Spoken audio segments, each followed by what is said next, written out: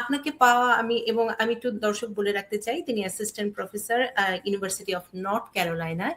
তিনি নর্থ ক্যারোলাইনাতে থাকেন, তবে এখন তিনি বাংলাদেশে আছেন, বাংলাদেশ থেকে যুক্ত হয়েছেন। সে কারণে আরো বিশেষভাবে কৃতজ্ঞতা জানাচ্ছি, কারণ আপনি ভ্যাকেশনে গেছেন, ভ্যাকেশনে গিয়ে আমার সাথে যুক্ত হয়েছেন, সে কারণে অনেক অনেক ধন্যবাদ। আমি একটু কথা বলতে চাই, আমার অনেক অনেক দর্শক হচ্ছে বাংলাদেশের দর্শক, যদিও আমার নিউ ইয়র্ক থেকে অনুষ্ঠানটি হয়, কিন্তু আমার অ্যাটর্নি, ট্যাক্স প্রিপেয়াররা এখানকার কথা বলেন, যেমন বিশেষ করে অ্যাটর্নিরা বাংলাদেশের বিষয়গুলো নিয়ে আসেন। সেহেতু বাংলাদেশে আমার অনেক অনেক দর্শক, যারা অনেক সময় জানতে চান যে আমেরিকান ইউনিভার্সিটিতে গুলো কিভাবে আমরা ভর্তির সুযোগ পাবো। সবাই তো ধরেন খুব ভালো স্কুল কলেজে একদম অনেক তথ্য নিয়ে বড় হয় না, আমরা যারা বাংলাদেশ থেকে আসি অনেক সময় তথ্যের কিছুটা ঘাটতি থাকে, তো তাদের বেশিরভাগেরই প্রশ্ন যে আমি অনেক মেধাবী কিন্তু আমি যেতে চাই, আমেরিকায় পড়তে যেতে চাই, আমি কি করে শুরু করব। তো আপনি যেহেতু প্রফেসর, অনেক এই বিষয়গুলো জানেন একাডেমিক, সে বিষয়টি দিয়ে একটু শুরু করতে চাই। জি, প্রথমেই যেটা প্রয়োজন যে আমেরিকা, হ্যাঁ, এটা অনেক বড় দেশ এবং অনেকে যে ভয় পায় যে আমেরিকা যাব, না জানি কি অবস্থা, যে আমি পারবো কিনা, যেতে পারবো কিনা।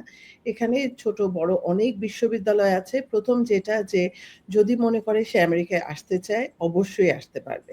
হ্যাঁ, যে কারণ তার যে রেজাল্ট, কারণ এখানে 2.0 জিপিএ, সেখান থেকেই সে শুরু করতে পারবে। এমন না যে তাকে অনেক ভালো রেজাল্ট করতে হবে। সুতরাং তার যে রেজাল্ট, সেটা দিয়েই সে স্টার্ট করতে পারে। ঠিক আছে? এরপরে অবশ্যই যত ভালো হবে, রেজাল্ট যত ভালো হবে, সেটার উপর বেস করে তার স্কলারশিপ পেতে বা এরপরের সুবিধাগুলো আসবে। আচ্ছা, তাকে প্রথম যেটা করতে হবে, রিসার্চ করতে হবে। ইউনিভার্সিটির সাথে সে ডাইরেক্ট যোগাযোগ করতে পারে। এছাড়াও বাংলাদেশে অনেক এজেন্সি আছে যাদের সাথে সে কথা বলতে পারে। বাট এজেন্সির সাথে কথা বলা বলল, কিন্তু ডাইরেক্ট ইউনিভার্সিটির সাথে যোগাযোগ করলে যেটা সুবিধা হবে, যে এটার একটা সে যদি 6 মাস থেকে 1 বছর একটা প্ল্যান করে, তাহলে কিন্তু খুব ভালো হয়। মানে অনেকে আছে কি, খুব মনে করে যে তাড়াহুড়া করে, বা এই তাড়াহুড়াটা যেন না করে। হ্যাঁ, স্যাট দিতে হয়, টোফেল বা আইএলস দিতে হয়। প্রতিটা ইউনিভার্সিটি একটা রিকোয়ারমেন্টস থাকে। ওই রিকোয়ারমেন্টস গুলো যদি সে জেনে নেয়, তাহলে ওইভাবে যদি সে নিজেকে প্রিপেয়ার করে, কারণ একটার থেকে আরেকটা আ মানে যদি এমন হয় যে তার রেজাল্টটা অতটা ভালো না, হয়তো 2.75 জিপিএ, বাট তার স্যাট স্কোরটা খুব ভালো হলো, তাহলে কিন্তু একটা দিয়ে আরেকটা সে কভার করে নিতে পারে। আচ্ছা, আবার হয়তোবা দেখা গেল যে তার 4.0 জিপিএ, কিন্তু স্যাটটা একটু খারাপ হয়ে গেল। এরকম। আর যদি সবগুলো খুব ভালো হয়ে যায়, তাহলে তো কথাই নেই। আমি তো তাদের তো এ খুবই ভালো যে সে ভালো একটা জায়গায় গেল। এবং স্কলারশিপের ব্যাপারটাও, যে সে যদি ডাইরেক্ট ইউনিভার্সিটির সাথে যোগাযোগ করে ফান্ডটা পেতে, তখন সুবিধা হয়।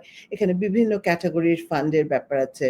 স্কলারশিপ, ফুলব্রাইট স্কলারশিপ আছে, বা ইউনিভার্সিটির বিভিন্ন ক্যাটেগরির স্কলারশিপ আছে। কিছু আছে সে বাংলাদেশ থেকেই যোগাযোগ করে স্কলারশিপটা পেতে পারে।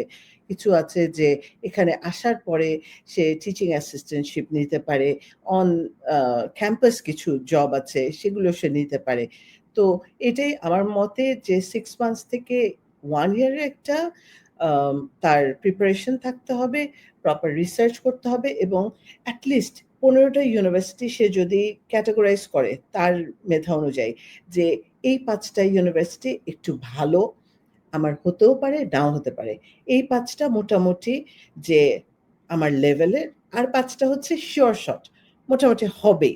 যেমন আমি যদি এখানে বলি যে বাংলাদেশে আছে ঢাকা ইউনিভার্সিটি, জাহাঙ্গীরনগর ইউনিভার্সিটি, এগুলো একটু পাওয়াটা একটু কঠিন। আচ্ছা, কিন্তু আমার মনে হয় যে এই মাঝারি সাইজের ইউনিভার্সিটিগুলি আমি যদি ভর্তি পরীক্ষা দেই, হয়তো আমার হয়ে যাবে। আর ৫ টা ইউনিভার্সিটি হবেই। আমি ভর্তি পরীক্ষা দিলে আমার হয়েই যাবে। সুতরাং এরকম আমেরিকাতেও যদি সে দেখে ইউএস র‍্যাংকিং গুলো, সেই র‍্যাংকিং অনুযায়ী সে টপ 5, মিড 5, আর মোটামুটি একটু ইজি 5, সে যদি একটু লোয়ার 5 র‍্যাংকড ইউনিভার্সিটি ধরে, তাহলে আমার মনে হয় সে আসতে পারবে। খুব সুন্দর করে বলেছেন। আপনার একটি কথা থেকে আমি একটু আপনাকে প্রশ্ন করতে চাই। সেটি আপনি বলছেন যে, আমি যদি স্বপ্ন দেখি, আমি স্বপ্নের কথাই বললাম যে আমি আমেরিকাতে আসবই পড়তে। এবং সেটি সম্ভব। আপনি বলছিলেন হুম। যে আমেরিকা আসতে পারবেই। তো এই যে স্ট্রংলি বলা, খুব কনফিডেন্টলি বলা, সেটির কারণটি যদি আমি একটু জেনে নিতে চাই আপনার কাছ থেকে। এই কনফিডেন্ট এই ওয়ার্ডটাই হচ্ছে আমেরিকা আসার মেইন বিষয়টা। যে কনফিডেন্ট যে আমি আসতে পারবো ওটার জন্যই তাকে ওই প্রিপারেশন গুলো নিতে হবে যে আইএলটিএস বা টোফেল যেটা সে করলো, তারপরে যেমন আন্ডার গ্র্যাড লেভেলে স্যাট, গ্র্যাড লেভেলে জিআরই অথবা জিম্যাট, ওই প্রিপারেশন গুলো যেন সে ভালোভাবে নেয়। ওই স্কোর গুলো খুবই ইম্পর্টেন্ট। তারপরে যেমন কি বলে ওটাকে, তার যে ফাইন্যান্সিয়াল যে সাপোর্টটা অনেক সময় দেখা যায় যে এটাও যদি সে, তার যদি আসার ইচ্ছা থাকে তাহলে একটু আগের থেকে সে এটার জন্য নিজে বা তার ফ্যামিলির যে সাপোর্টটা সেটা যদি সে একটু ঠিক মতো মানে অ্যারেঞ্জ করে নেয়, কারণ ফাইন্যান্সিয়াল সাপোর্টটা কিন্তু দেখবে, ফাইন্যান্সিয়াল ডকুমেন্টস মানে মেইন ৪টা জিনিস তো দেখে। প্রথমে ইউনিভার্সিটির সাথে যোগাযোগ করে ইউনিভার্সিটি থেকে অ্যাডমিশনটা যখন তার কনফার্ম হবে ইউনিভার্সিটি তাকে একটা I-20 দিবে। সো I-20টা দিলে তার বাংলাদেশে কিছু প্রিপারেশন আছে, সেভিসটা তাকে পে করতে হবে। এখানের যে প্রিপারেশন সেভিস পে, তারপরে DS-160 ফর্ম তাকে পে করতে হবে। তারপরে তাকে এমবাসির যে ফিটা ওইটা পে করে এমবাসি ফেস করতে হবে। তখন এমবাসি তার ফাইন্যান্সিয়াল ডকুমেন্টসটা দেখবে, তার ট্রান্সক্রিপ্টটা দেখবে, তার এসওপিটা দেখবে, স্টেটমেন্ট অফ পারপাস। ওইটা তাকে খুব স্ট্রংলি তাকে লিখতে হবে যে হ্যাঁ আমি কেন যেতে চাই, এবং কেন যেতে চাই এইটার ব্যাপারে কিন্তু ২টা ব্যাপার। অনেকে মনে করে কি যে আমি ইউনিভার্সিটি ওখানে যেতে চাই, একটা বেগ করার ব্যাপার থাকে যে প্লিজ আমাকে যেতে দাও ওই ইউনিভার্সিটিতে। না, তাকে এই জিনিসটা দেখাতে হবে যে আমি যদি ওই ইউনিভার্সিটি যাই, আমি যেমন ওই ইউনিভার্সিটিতে যাব আমার জন্য যেমন ভালো হবে, ওই ইউনিভার্সিটিতে যদি আমি যাই, আমার মেধাটা আমি যখন ওখানে দিব, আমিও কিছু ভ্যালু এড করতে পারবো ওই ইউনিভার্সিটিতে, বিকজ আমার ওই নলেজটা আছে। এবং ট্রাস্ট মি, বাংলাদেশি স্টুডেন্টরা খুব ভালো করে। বাংলাদেশি স্টুডেন্টদেরকে এখানে টিচাররা খুব পছন্দ করে, বিকজ তারা খুব ভালো করে। এবং বাংলাদেশি স্টুডেন্টদের স্পেসিফিক্যালি ম্যাথসটা তারা খুব ভালো, এবং তারা খুব খাটতে পারে, হার্ড ওয়ার্কার। এবং অন্যান্য স্টুডেন্টরা, আমি কারোর সাথে কাউকে ছোট করছি না বা কিছু না, তারা যখন তাদের 90% 80% দেয়, বাংলাদেশি স্টুডেন্টরা 110% দেওয়ার চেষ্টা করে। একটা প্রেজেন্টেশন হলে ওরা হয়তো প্রেজেন্টেশনটা প্রিপেয়ার করে, বাংলাদেশি স্টুডেন্টরা প্রেজেন্টেশন শুধু পাওয়ার পয়েন্ট স্লাইড না, তাদের ড্রেস আপ, গেট আপ সবকিছু রেডি করার চেষ্টা করে, যাতে কোনো জায়গায় পয়েন্টস কাটার টিচার আর সুযোগ না পায়। হ্যাঁ, এই জিনিসগুলো আমি দেখছি যে বাংলাদেশি স্টুডেন্টগুলো, সুতরাং ওই ব্যাপারগুলো যে আমি যদি ওখানে যাই আমার নলেজটাও শেয়ার করব, ও আমি ওখান থেকেও কিছু আর্ন করব, যাতে করে আমি মানে আমি ২ দিকেই ভ্যালু এড করব। ওখান থেকে আমি কিছু আর্ন করব, আমিও কিছু যেন দিতে পারি। এভাবে করে তার এসওপিটা রেডি করবে।